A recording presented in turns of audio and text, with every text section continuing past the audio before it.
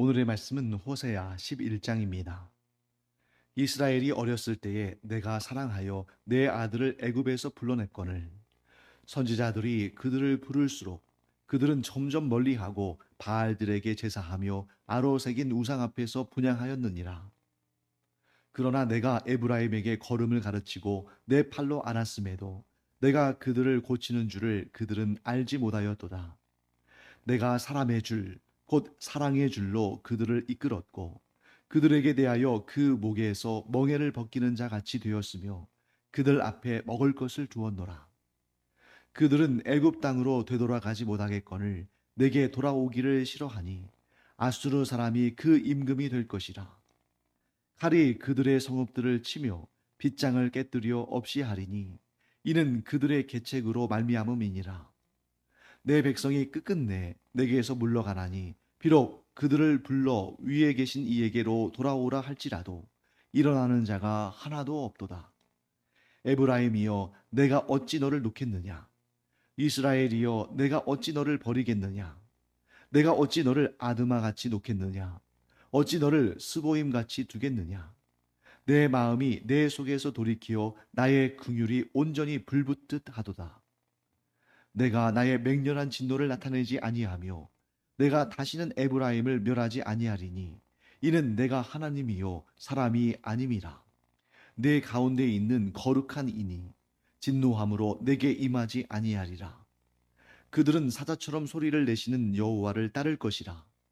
여호와께서 소리를 내시면 자손들이 서쪽에서부터 떨며 오되 그들은 애굽에서부터 새같이 아수르에서부터 비둘기같이 떨며 오리니 내가 그들을 그들의 집에 머물게 하리라. 나 여호와의 말이니라. 에브라임은 거짓으로 이스라엘 족속은 속임수로 나를 애워쌌고 유다는 하나님 곧 신실하시고 거룩하신 자에게 대하여 정함이 없도다.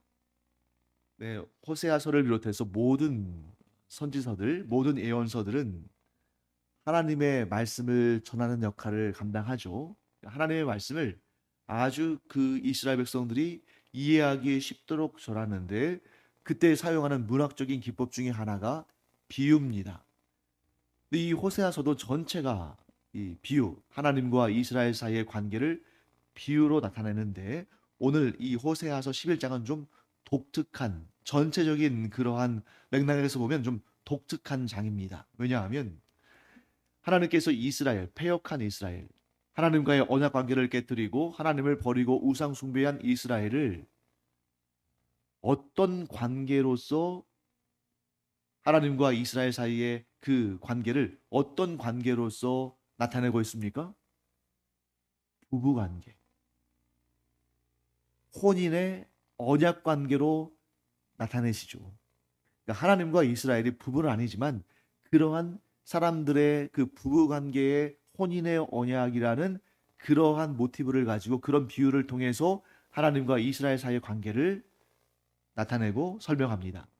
자, 대표적인 경우가 바로 이 호세아서 1장에서부터 쭉 나오는 호세아의 개인적인 가정사에 대해서, 가정의 모습에 대해서 하나님께서 보여주시죠. 하나님께서 호세아에게 음란한 여인과 결혼하여, 고멜이라는 여인인데 음란한 여인과 결혼하여 음란한 자녀들을 낳으라 이렇게 말씀하십니다. 자, 거기에서 이 음란한 여인은 누구를 상징하는 거예요? 하나님과의 언약 관계를 깨뜨린 그 결혼이 파탄이 난 그 귀책 사유가 있는 여인, 이 고멜이라는 여인. 남편이 가서 호세아가 가서 데려오면 또 집을 나가고 또 음행을 하고 또 용서하고 데려오면 또 집을 나가고 또 음행을 하는 그 고멜이라는 여인이 곧 패역한 이스라엘을 상징적으로 비유적으로 보여주는 그러한 대상이 됐죠.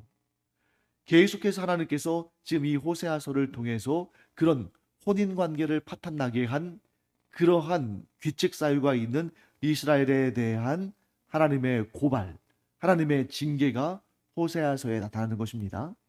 그런데 그런 관점에서 본다면 오늘 우리가 읽은 호세아서 11장은 굉장히 독특하죠. 왜? 지금까지 계속되어 온 결혼 관계의 비유를 멈추고 어떤 관계를 통해서 하나님과 이스라엘 사이의 관계를 묘사하시냐면 부모와 자녀 관계, 부모와 자식 사이의 관계로 비유합니다. 자, 앞에서는 전부 어떤 관계였어요? 부부 사이의 관계, 혼인 관계, 혼인 언약의 파괴, 이런 내용들을 다루고 있다면 11장에 와서는 부모와 자식 간의 관계. 자, 그러면 이 두 관계의 차이가 뭡니까? 부부 사이의 관계와 부모와 자식 사이의 관계의 결정적인 차이가 뭐예요? 언약 관계 중에서도 부부 사이의 관계, 혼인의 언약은 깨질 수 있잖아요. 깨질 수가 있습니다. 어느 한쪽에 규칙 사유가 있을 때, 그래서 하나님께서 율법에도 또 예수님께서도 친히 뭐라고 말씀하시냐면 부부 사이에 누군가 음행을 한 연고라면, 즉 부부 사이에 어느 한쪽이 음행을 했다면 이혼 증서를 써주고 이혼할 수 있다. 그런데 그런 귀책 사유가 없음에도 불구하고 이혼하는 것은 그것은 죄악이다. 자, 그렇기 때문에 부부 사이에 어느 한쪽이 음행함으로 말미암아 그 혼인 관계의 언약을 깨뜨렸다면 그 관계는 깨어진 것이다. 그런데 이런 관계를 하나님께서 이스라엘과 하나님 사이의 관계를 설명하시기 위해서 쓴 이유는 뭐냐면 이 관계를 파탄낸 책임이 이스라엘에게 있다는 것을 분명히 말씀하시는 거예요. 하나님은 이 결혼 관계를 끝까지 이어가기를 원하셨지만, 이 언약 관계를 끝까지 이어가기를 원하셨지만 그 언약을 깨뜨린 것은 하나님이 아니라 이스라엘 백성들이다 하는 것을 명확히 나타내시는 것입니다. 그런데 오늘 호세아서 11장에 와서 하나님의 속마음이 드러나요. 호세아서 전체에서 이 호세아서 11장에 하나님의 속마음이 정확하게 애절하게 드러납니다. 그래서 먼저 8절 말씀 보시면 이런 표현이 등장하잖아요. 내가 어찌 너를 놓겠느냐. 이스라엘이여, 내가 어찌 너를 버리겠느냐. 자, 이런 표현은 사실 여러분 부부관계에서는 나오기가 어려운 말이에요. 부부관계에서는 어느 한쪽이 결혼의 관계를 파탄내고 결혼의 언약을 저버렸다면 그 이혼을 하는 것이 정당하다고 하나님께서 말씀하셨습니다. 하지만 생각해 보세요, 여러분. 부부관계의 그 언약과 부모 자식 간의 사이는 같지가 않아요. 자, 부모와 자녀 사이의 관계는 파기하고 싶다고 해서 파기되는 것이 아닙니다. 물론 이럴 수는 있죠. 부모와 자녀 사이의 관계가 안 좋아서 의절하고 만나지 않고 내 자식도 아니다, 내 부모도 아니다 이러면서 사는 경우는 있지만 그렇다고 해서 부모 자녀 사이의 관계가 사라지는 것은 아니죠. 사이가 나쁠 뿐이지. 아무리 의절하고 아무리 다시 보지 않고 아무리 서로 원망하고 미워하고 증오한다 할지라도 그렇다고 해서 부모와 자녀 사이의 관계가 사라지는 것은 아니다. 그래서 하나님께서 이렇게 말씀하십니다. 8절 말씀이죠. 내가 어찌 너를 놓겠느냐. 이스라엘이요, 내가 어찌 너를 버리겠느냐. 자, 버리신다는 말씀입니까? 버리지 않으신다는 말씀입니까? 버리지 않으신다는 말씀이죠. 그래서 이 하나님의 마음을 가장 정확하게 표현한 것은 예수님의 비유입니다. 하나님의 마음을 가장 잘 알고 계시는 분이 누구시겠어요? 하나님이신 예수님이시겠죠. 그래서 예수님께서 하나님과 이 죄로 말미암아 하나님을 떠난 사람 사이의 관계를 정확하게 알려주시기 위해서 비유를 두십니다. 여러분, 비유의 아주 큰 장점이 여기에 있어요. 보통은 비유하면 실질적으로 역사 속에서 있었던 일이 아니기 때문에 쉽게 보기 쉽습니다. 사람들은 역사 속에서 일어났던 일에 대해서 더 신뢰를 하고 더 의미를 둬요. 그런데 여러분, 정확히 말하면 비유야말로 하나님의 뜻을 가장 확실하게 전달하시는 방식입니다. 왜요? 비유는 뭐예요? 일단 왜 비유라는 방식을 쓰냐면 내가 전하고자 하는 뜻이 확실하기 때문이에요. 자, 일단 여러분, 제가 어떤 예화를 들 때 제가 전달하고자 하는 메시지에 어울릴 만한 그 내용을, 그 주제를 전하기에 괜찮은 그런 예화를 찾겠죠. 그런데 역사 속에서 이미 일어난 일들 가운데서 설교 예화를 찾는다고 생각해 보세요. 그러면 이게 마땅치가 않습니다. 왜냐하면 완벽하게 들어맞기가 쉽지 않거든요. 또 어떤 부분은 맞는데 또 어떤 부분은 좀 안 맞을 수가 있어요. 왜? 이미 발생한 일이고 그 발생한 일은 내 뜻대로 된 것이 아니니까. 그래서 그 역사적인 사건의 어떤 부분을 인용해서 설명할 수는 있지만 그 사건이 100% 들어맞는다고 할 수는 없습니다. 반면에 비유는 어떻습니까? 내가 전달하고자 하는 뜻을 그대로 반영하는 거죠. 즉, 그 비유라는 것은, 비유에 쓰인 메시지는 실제로 역사상 발생한 일은 아니지만 오히려 전달하고자 하는 의도와 주제를 아주 정확하게 반영하는 거죠. 그렇게 해서 만들어진 예수님의 예화가 뭐냐면 탕자의 비유예요. 탕자가 그 아버지에게 불효를 했잖아요. 본인도 고백하듯이 내가 하나님과 내 아버지께 범죄했다라고 고백했습니다. 그럼에도 불구하고 그 자기의 마음에 못질을 한 그 아들을, 그 탕자를 그 아버지는 어떻게 합니까? 끝까지 기다리죠. 그리고 돌아오니까 너무 기뻐하면서 그를 막 목을 끌어안고 입을 맞추며 기뻐하며 큰 잔치를 열죠. 그게 바로 하나님의 마음이라는 것입니다. 탕자는 아버지를 버리고 먼 외국으로 나갔지만 다시는 돌아오지 않을 것처럼 그렇게 했지만 그 탕자의 아버지는 매일같이 한순간도 빠뜨리지 않고 그 아들을 기다리고 기다렸다는 것이죠. 그 탕자의 아버지의 마음, 그의 사랑이 곧 우리를 향한 하나님의 사랑이라고 예수님께서 직접적으로 친히 비유를 만드셔서 스토리를 만드셔서 그 의미를 전달해 주셨습니다. 8절 말씀 내용 아닙니까? 내가 어찌 너를 버리겠느냐? 네가 내 마음에 못질을 하고 마치 부모와 의절하자고 그렇게 악한 악담을 쏟아내고 떠난 그런 탕자와 같은 너지만 내가 어찌 너를 버리겠느냐. 그래서 호세아서 11장은 앞쪽을 보면 조금 마음이 힘들어요. 왜냐하면 계속해서 이 관계, 이 언약 관계를 파탄낸 이스라엘에 대한 하나님의 그 아주 신랄한 그러한 그들의 죄를 들춰내시는 그러한 내용들이 담겨 있기 때문에 힘듭니다. 부부 사이의 관계가 안 좋아서 아니 그런데 어느 한쪽의 일방적인 그런 문제로 그 결혼이 파탄났다 그러면 우리 그 얘기 듣는 거 기분 좋진 않잖아요. 그런데 하나님의 속마음이 호세아서 11장에 나타난다. 어떤 관계를 통해서 부모와 자녀 사이의 관계, 부모와 자식과의 관계의 이 비유를 통해서 나타난다. 이렇게 볼 수가 있습니다. 거기에다가 아주 시적이면서도 재미있는 표현이 등장합니다. 우리 4절 말씀 한번 읽어볼까요? 4절 저와 함께 읽겠습니다. 내가 사람의 줄, 곧 사랑의 줄로 그들을 이끌었고 그들에게 대하여 그 목에서 멍에를 벗기는 자 같이 되었으며 그들 앞에 먹을 것을 두었노라. 자, 여기에 이게 오탄가? 왜 똑같은 표현을 두 번 썼지? 라고 생각할 수가 있는데 자세히 보니까 처음에 나오는 표현이 사랑의 줄이 아니라 뭐예요? 사람의 줄이죠. 사람의 줄과 사랑의 줄. 그런데 거기 그 사이에 곧이라는 표현을 쓴 걸 보니까 사람의 줄과 사랑의 줄이 같은 거예요? 다른 거예요? 같은 거죠. 왜? 곧이라고 썼으니까. 그럼 좀 혼동스러울 수 있습니다. 왜? 지금까지 쭉 진행되어 온 내용을 보면 하나님의 사랑은 중단되지 않고 하나님의 사랑은 변화가 없지만 사람은 이랬다 저랬다 하고 심지어 하나님과의 그 언약 관계를 깨뜨리고 우상을 섬기고 막 그랬잖아요. 그러니까 이 사람의 줄과 사랑의 줄은 안 맞을 것 같아요. 안 어울리는 것 같아요. 그런데 왜 이것을 동격으로 사용했을까? 이건 역시 비유죠.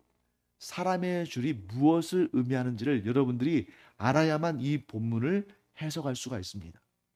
사람의 줄이 뭘까요?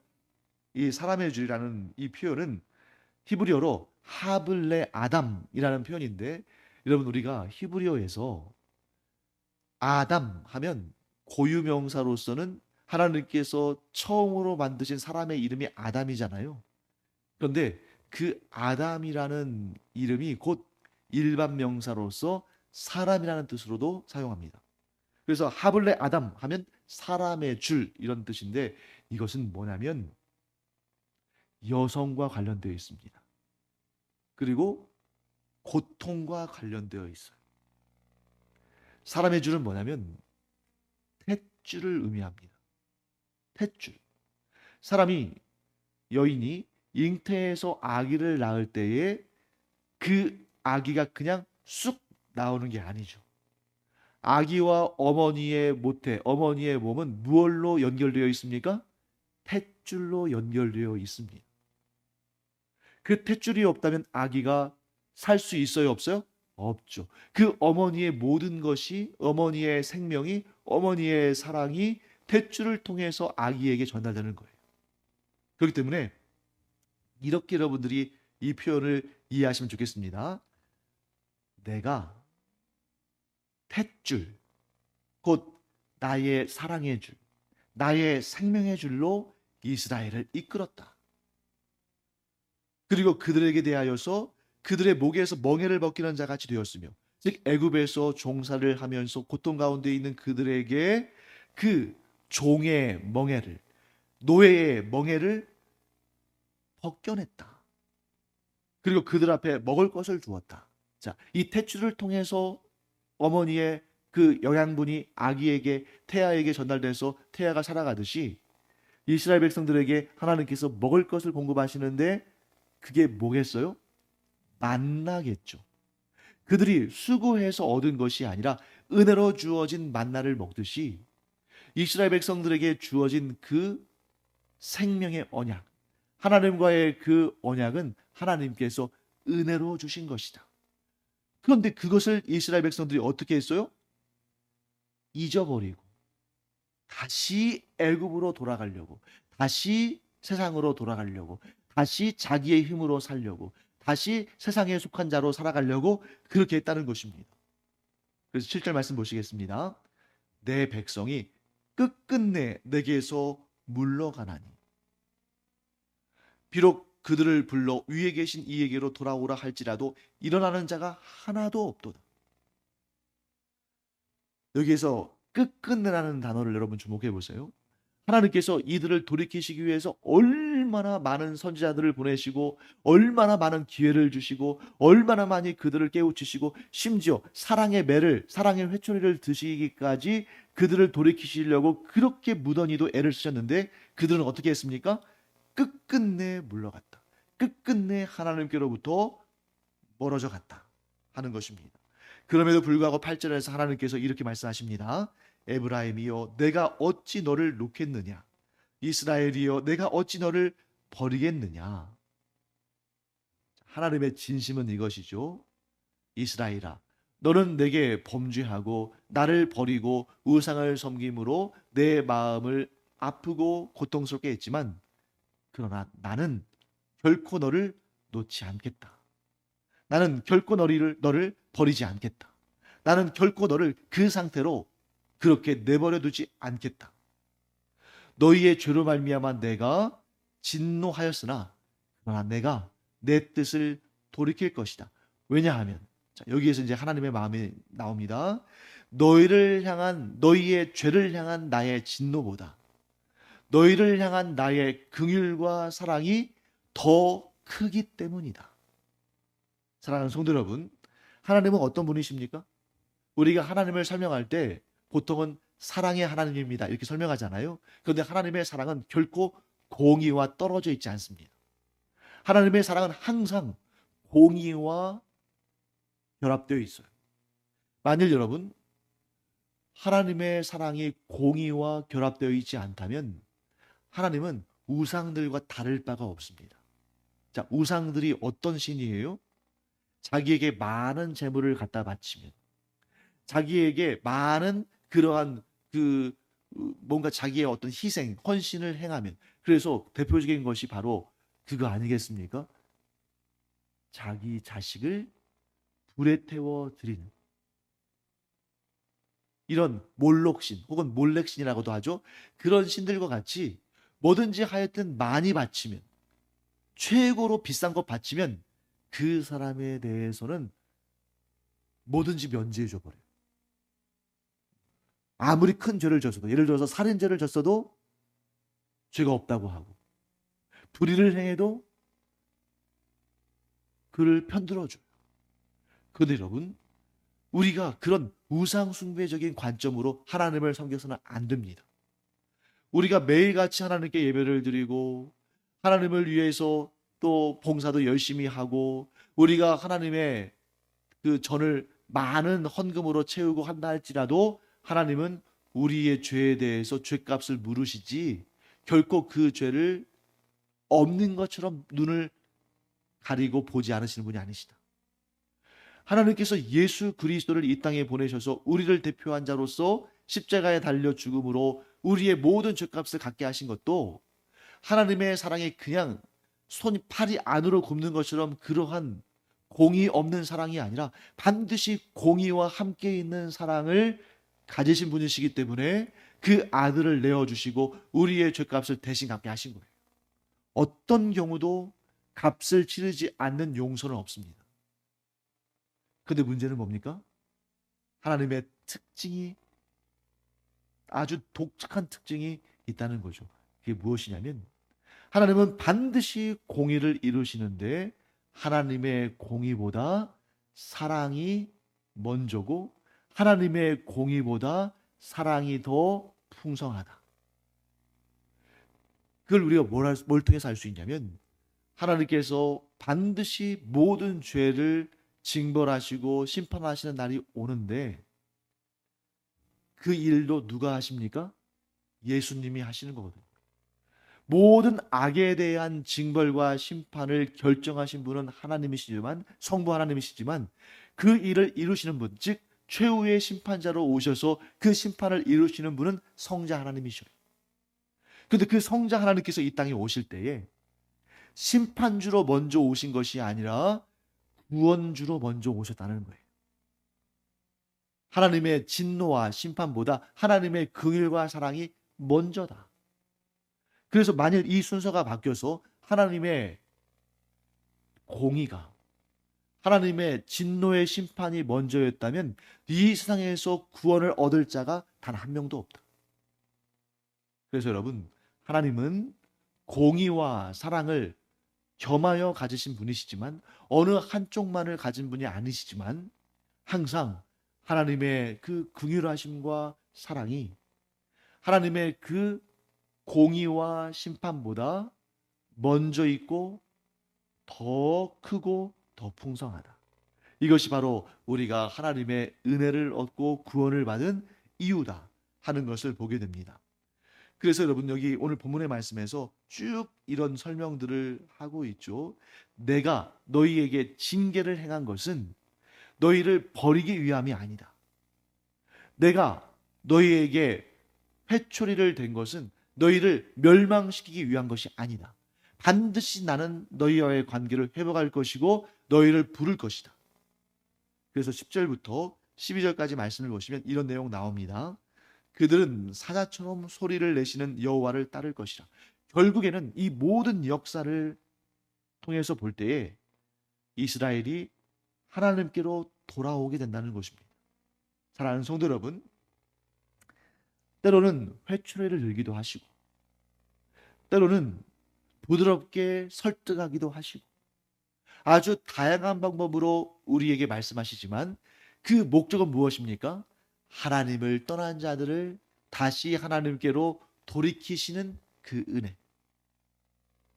그것이 바로 하나님의 뜻이요 하나님의 마음이다.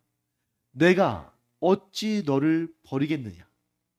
이 말씀을 우리가 안다면 우리가 이 거칠고 험한 세상, 이 죄악이 만연한 세상을 살면서도 마음이 든든해요. 왜? 하나님은 내가 죄를 지으면 단번에 나를 버리시고 심판하시는 분이 아니라 나를 자녀 삼으셔서 나를 결코 버리지 않으시는 그런 분이시다. 이 사실을 알고 우리가 하나님의 이 마음을, 이 긍휼과 사랑의 마음을 이용해서 죄악을 저지르는 데에 바쁜 인생이 아니라 이 하나님의 마음을 알므로 말미암아 하나님을 더욱 사랑하고 더욱 충성하는 그런 우리가 되기를 간절히 축원합니다. 기도하겠습니다. 하나님, 이 시간 하나님께서 이스라엘을 향해서 나는 부모의 마음으로 너를 품었고 너를 결코 버리지 않을 것이다 라고 말씀하신 것처럼 동일한 말씀을 저희에게도 주시는 줄 믿습니다.